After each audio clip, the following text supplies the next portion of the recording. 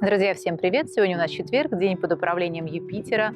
И сегодня один из самых медленных, спокойных дней, непродуктивный в плане социальной реализации, но может быть очень полезный для того, чтобы погрузиться внутрь себя и осознать свои истинные ценности.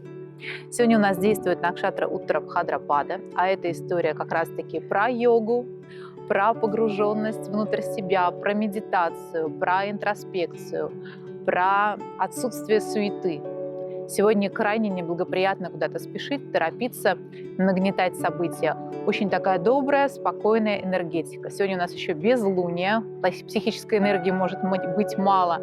И по-прежнему на нас еще действует эта вот история Сурья Санкранти, то есть несколько дней до и несколько дней после. Поэтому сегодня минимизируйте количество дел, успокаивайтесь, занимайтесь йогой. Всем хорошего дня!